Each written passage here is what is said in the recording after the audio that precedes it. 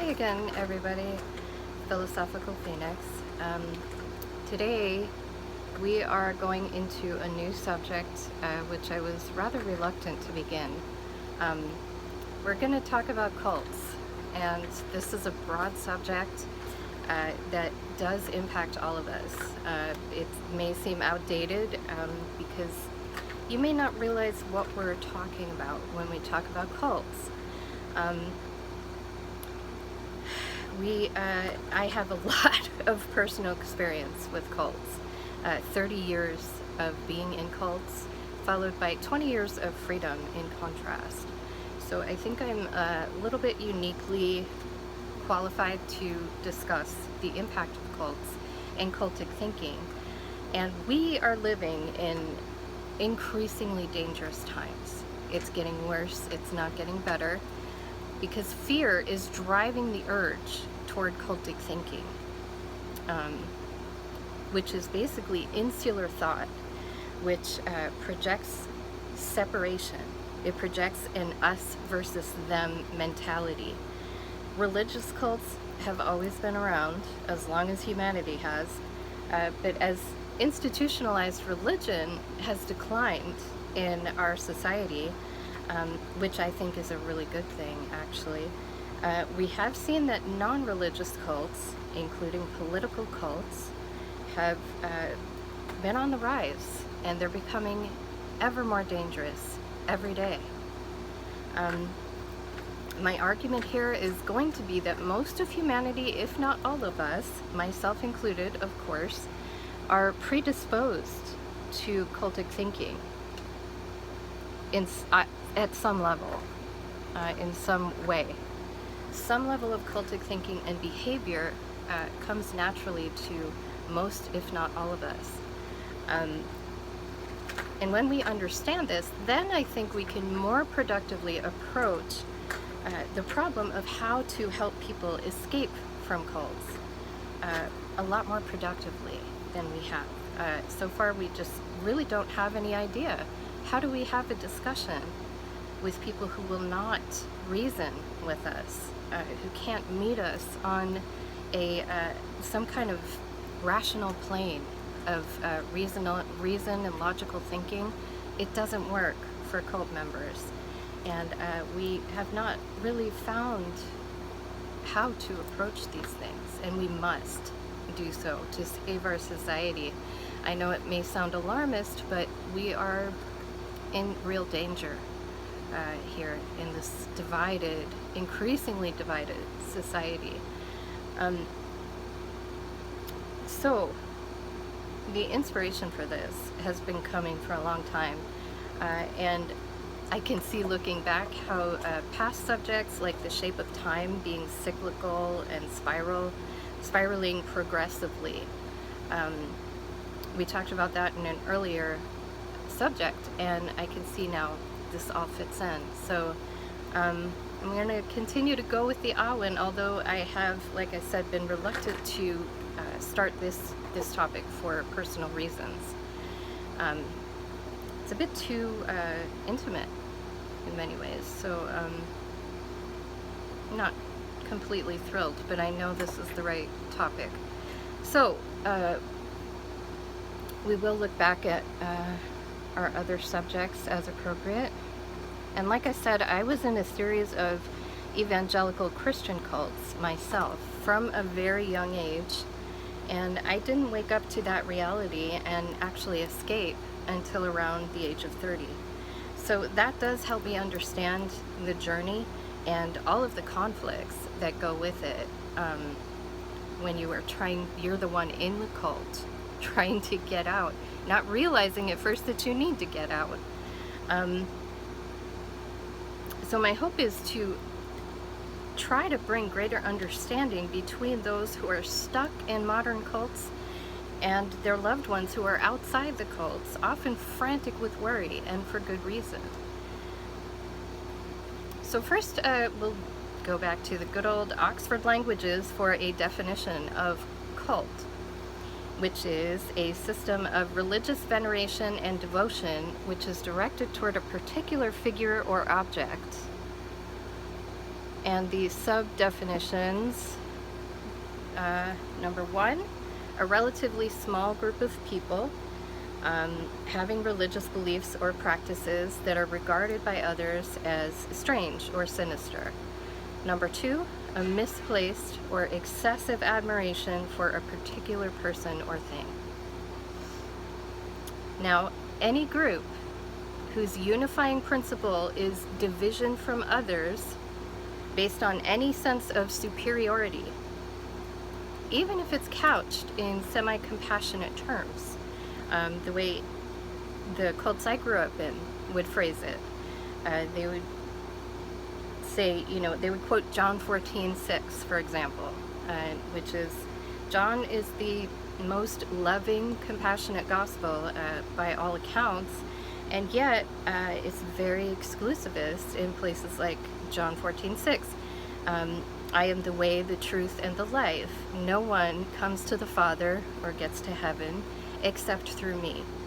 And that was quoting Jesus saying that. So this is where evangelicals get their thinking, their insular, isolated thinking, that they are the only ones, they are the purveyors and keepers of truth with a capital T. And the rest of us are in danger of hellfire if we don't believe as they do. So, the first thing to note is that any major religion is cultic by definition, if it's exclusivist in its approach to unbelievers. The number of people who believe does not change the fact that it's cultic. Islam is a cult of Muhammad, Christianity, cult of Jesus Christ, etc. Any form of the belief you are damned, we are saved, is cultic. If your acceptance of others is conditional on them believing the same way you do and or acting the same way you do, you're in a cult. And that's a rude awakening, I think, for a lot of people. It certainly was for me. I never saw myself that way. And disclaimer here, I really need to point out that there are many believers in these exclusivist faiths who are much more tolerant toward unbelievers, who approach diversity with curiosity and love. And these are not the problem people at all. I don't include them in the problem of cultic behavior because they don't have that us versus them, we have the truth and you don't mentality. So important to draw that distinction there and mention that. Now we're going to talk about secular cults because, our society today is less and less religious in terms of worshiping a deity. Instead, since humans have not evolved past the need to worship something, we transfer that urge to venerate, maybe to a leader, maybe to an idea, but whatever it is, secular cults will form naturally around dictators and tyrants. Modern examples would include Lenin and Mao, responsible for 8+ million and up to 80 million of their own people's deaths, respectively. That reprimand around that, those numbers are insane by any measure. And yet, despite their extreme brutality toward their own people, both of their corpses literally remain enshrined in prominent locations where always paying visitors are welcome, and they can and do bring gifts like bouquets and lay them on the shrine. And obviously that's a parallel with religious worship. It is religious worship in any way that matters. So, religious beliefs, and this is important to us today, religious beliefs that are cultic in nature, us versus them, we're saved, you're damned, Those are cultic in nature, and religious beliefs like that prime their victims, the believers, for other types of cults. We see that very strongly with evangelicals, fundamentalists, the type of cult that I grew up in. At first I was shocked that evangelicals would step all over their morals, even step all over Jesus Christ, their God, for the sake of a man like Trump. It was unfathomable until I realized they've been in a cult. They're used to thinking this way. Us versus them. Fear the other. Keep them out. They're dangerous because they're different. They're already used to thinking that way. So when someone comes along and encourages them to think that way in an expression of the fear that comes in anger, because anger is a stronger place than fear, and people who are afraid love to embrace anger. I can include myself in this. I know how it feels when you're terrified, and so you run to anger because it makes you stronger, it makes you feel stronger, and that is what gives birth to violence. When fear becomes hate, becomes violence. That's the cycle we have to break before it's too late. So this is why religious cults are dangerous, even though they're, kind of fading out. But they prime people who are already taught to think in division terms of division from others. They're already taught to think that way in church. So, of course, when a political figure comes along and preaches division and rejection of other people who are different, that goes right along. It feels natural to them because that's how they've been all along. They don't know how to accept others with curiosity and love and explore the differences instead of fearing them from the outset. They don't know how to reach an understanding because they haven't ever done it before. They've always assumed they have the truth. Everyone not in their church is lost, is damned, and they don't want that rubbing off on them. So, I really hate getting into politics, but it is necessary in the dangerous social climate that we have created with all the cults. And cults are actually predicated on human social bonding. It's not a bad thing to want to belong to a community. That is natural. We need each other. We're social animals. As an introvert, I often wish that I didn't need others,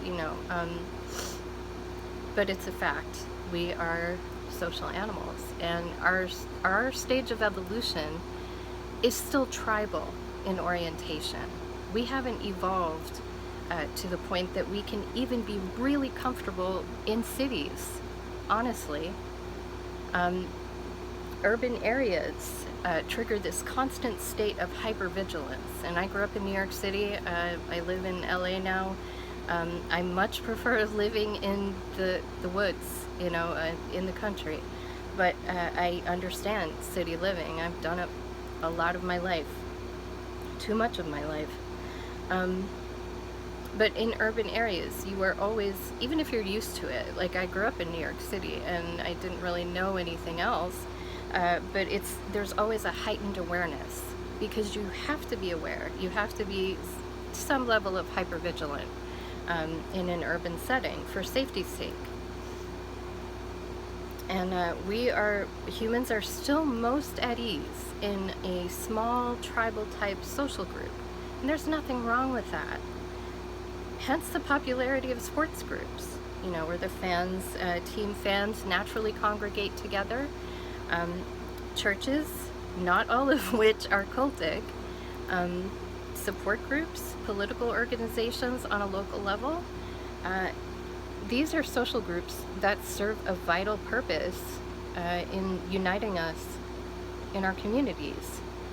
And, we have this universal strong inclination to tribalism, which is why you see politicians, you see preachers, any other schmoozers, they will come and seek to establish a common bond with the people as soon as they can, whenever they meet someone new.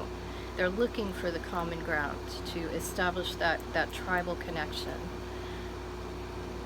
And consider, how peer pressure still impacts adolescence, and not just adolescence. Adolescence is just when it starts, when you start realizing the power of peer groups and the pressure that they can put on you to conform. We all have that instinctive urge to fit in and to belong, and that is natural. It's a healthy urge in and of itself. It's just that when it becomes, instead of inclusive, yeah, come on in, let's all, go camping because we love nature together. Instead of that, it becomes, those people don't like nature, and we are not even talking to them because we can't trust them because they're not like us. It's a very different thing.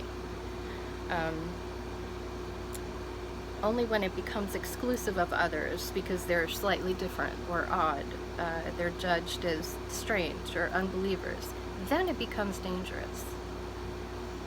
Not all exclusions are wrong either, which is why this is a difficult topic. Not all exclusions are hostile, of course. Support groups for cancer survivors is one good example. They exclude those who have been blessed with good health. But that is not to punish the outsiders. That is to give the survivors a space that is filled only with people who can empathize and understand the particular struggles that come with their disease. And that's a vital source of strength, those kind of support groups and little mini tribes. We need that. But when others become excluded on the basis of being strange or different, that tends to come from fear of the other, fear of the unknown. And that's an important part of our survival instinct as humans, so it shouldn't be ignored altogether. The key is we have to learn to discern whether the impulse to exclude, is it coming from fear of the other, or is it coming from love of our circle and the urge to protect those around us and ourselves? Because there are dangerous people. So how do we discern where the impulse to exclude someone is coming from? It's a tricky distinction to make because humans are so cut off from nature at this point that we are often unable to even understand our own instincts and be able to dissect them. And it's very difficult being cut off from nature, from the source of our instincts. But it's so necessary. If we fail to do this, we create much greater danger and injustice even than we're already seeing and what we feared and sought to avoid in the first place. It's going to end up being worse if we indulge the wrong instinct. And there is a huge difference between actively slamming the door against someone because we fear what their influence or their presence might do, and simply just not including them in the circle of trust until we know them better. They may look the same, but they are totally different impulses and actions. Actively excluding versus simply not including. These are very different things. Because yes, we do have to protect ourselves. We do have to protect our loved ones. And we can't just, blindly trust everyone around us. That would be foolish. So we have to learn to walk these kind of tightropes for the sake of peace. When we're nervous about an unknown, it needs to be explored with caution. before any qualitative judgment is made. You can't judge if it's good or bad or in between until you explore it first. You cannot make that judgment from the outset. And we now live in a global society, like it or not. We as humans have access to cultures and societies other than our own on a scale we never even imagined 50 years ago. I met my husband online. He is from Western Japan. I never could have imagined growing up in the 80s that this could happen, that I could marry someone from the other side of the world, having not even met them in person for the first, 4 months? Yeah, I think it was about 4 months before we even met each other in person. So this is the modern global society that we have. So yeah, even in my lifetime, things have changed enormously, thanks to the advent largely of, internet, social media. Everybody, is well aware that that's a mixed blessing.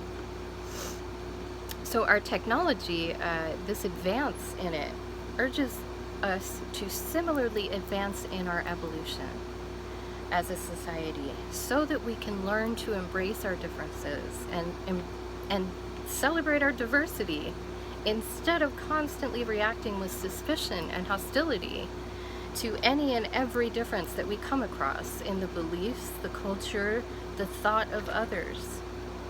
The current rise in cults, hate groups, etc., and hate groups are on the rise.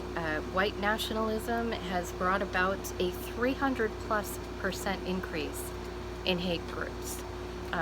I have seen the data from the Southern Poverty Law Center, and it's quite alarming.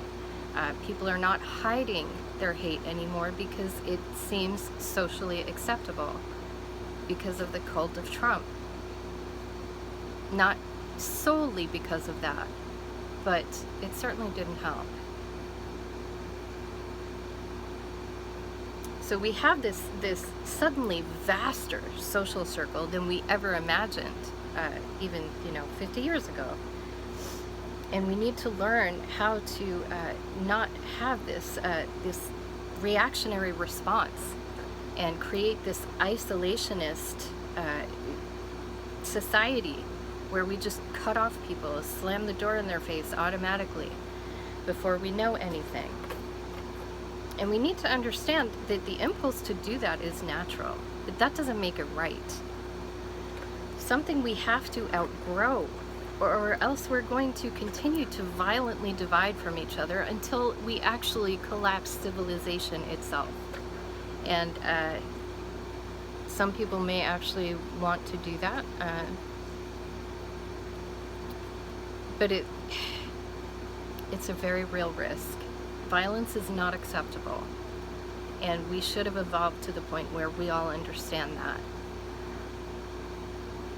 Self-defense, violence has to be used at times. It's still not acceptable, and we should never be the ones initiating it.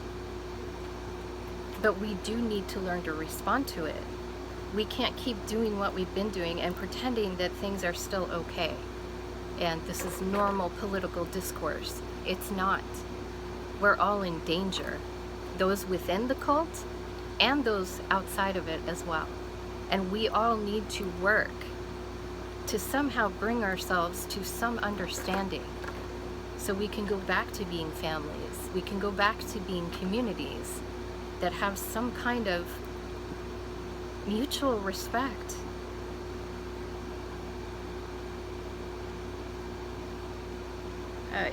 So people on the extreme MAGA right of politics right now in the US, they're threatening civil war openly if their cult leader isn't put back in power on the world stage. If the prosecutions, his 91 felony indictments, if they don't magically go away, they're threatening violence. This is what a cult does when it has power. So we are very much in danger if we don't learn quickly how to soothe the fear that drives the hate in so many of these people that belong to these groups. And we all have loved ones in these groups. I do. So we have to learn. We can't just reject those people the way they are rejecting everyone else. We need to find a way to make them stop being so afraid, so we can have a rational discussion and we can learn how to navigate the differences between us. It doesn't have to be this way. It needs not to be this way. And we need to learn very quickly what the key is to soothe that fear, relieve that, so the pressure is off and we can have some kind of discourse again in our society before we destroy everything. And the rise of cult mentality in every form that it takes is a dire warning. Humanity is running out of time to save itself from ourselves. We're running out of time to save ourselves from ourselves. So how? How do we talk to people who will not listen to reason? How do you find a plane to meet on, to have a dialogue? How do you wave the white flag and have some kind of a meeting to even create the possibility of a truce? How do we do that? How do we rescue people out of cults who project their own captivity and misery onto everybody who's outside the cult? You will see that every time. The things that are upsetting those within the cult, they automatically project it outside. And that's why you will see so many of these people, including the top dog himself, Trump, when he talks about people being crazy, being criminal, he is exposing himself by projecting onto the ones he perceives as enemies. And I feel a lot of pity for Trump because he is miserable. Look at the man. He is utterly miserable. He has no one near him now. No one that loves him, really. People worship him, but they don't love him. They can't. He makes sure of that. I feel sorry for him. But at the same time, he is destruction personified if we don't learn how to rescue people out of the cult. And like I said, I belonged to cults the first 30 years of my life, and it taught me a lot about how people in cults think, how they really utterly are ignorant of their own situation. They don't know they're the ones with the problem, and we can't force them to know it. So we have to find the way in between to reach out to them, to help them come to their own realization. Oh, this is dangerous. This is wrong. I need to change that. And it hurts. I know, I've been there. I lost all my friends. I lost my family when I left Christianity and I left the cult. I lost everything. But it was well worth it for my freedom, for the true path that I belong on, and the release of all the irrational fear that people in cults feel. They'll deny it, but they are driven by fear. And it's a sad, horrible way to live. And it's even worse when it leads to this rage, this anger that boils into violence. We have to get to the fear that's the root of it. If we try to meet it with violence, the violence is the result of the anger. The anger is the result of the fear. We have to cut it off at the root, which is fear. How do we do that? And that's what we'll talk about next time. See you later, guys.